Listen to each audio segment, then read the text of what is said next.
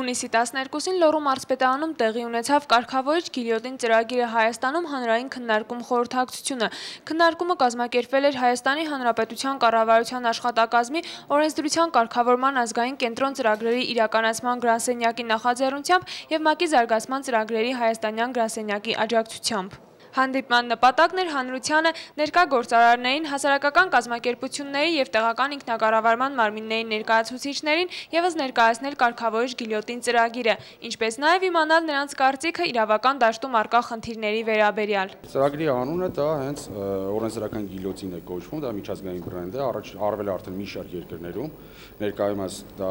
արվում է Հայաստանում, արդեն իսկ ակտիվացված է e-գիլյոտին AM կայքը, խնդիրների բացահայտման, հավաքագրման և համագործակցության հրավիրելու նպատակ ունենք։ Քննարկում խորհրդակցության ընթացքում ներկայացվեց Հայաստանի Հանրապետության կառավարության աշխատակազմի օրենսդրության կարգավորման ազգային կենտրոնի գործունեությունը, ներկայումս ուսումնասիրվող ոլորտներն ու արդեն իրականացված աշխատանքները։ Օրենսդրության կարգավորման ազգային կենտրոնի փոխտնօրեն Վահե Չիբուխչյանի փոխանցմամբ այսօր ուսումնասիրվում են բոլոր ոլորտները, որոնք կապված են քաղաքացու և բիզնեսի հետ, բացառությամբ պաշտպանության և ազգային անվտանգության ոլորտները։ Լոռին արդեն թվով 6-րդ մարզն էր, որտեղ իրականացվում են նմանատիպ հանդիպում քննարկումներ։ Բոլոր մարզերում նույն ձևաչափով է անցկացվել ու ասեմ ձեզ, որ շատ ակտիվ են եղել մարզում, բոլոր մարզերում բավականին լուրջ խնդիրներ են բարձրացվել, արձանագրվել, որոնք մեր ուսումնասիրության կենտրոնում են, հույսով ենք, որ Լոռու մարզում նույնպես ակտիվ կլինեն։ Հանդիպման ընթացքում Վահե Չիբուխչյանը նշեց նաև, որ մարզերի խնդիրները տարբերվում են մայրաքաղաքում առկա խնդիրներից։ Երևանում հիմնականում քաղաքային տրանսպորտից են բողոքում, ջրի մատակարարումից են բողոքում,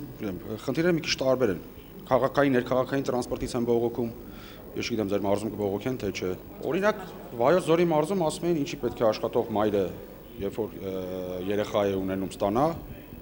նպաստ, իսկ չաշխատող մայրը ոչ։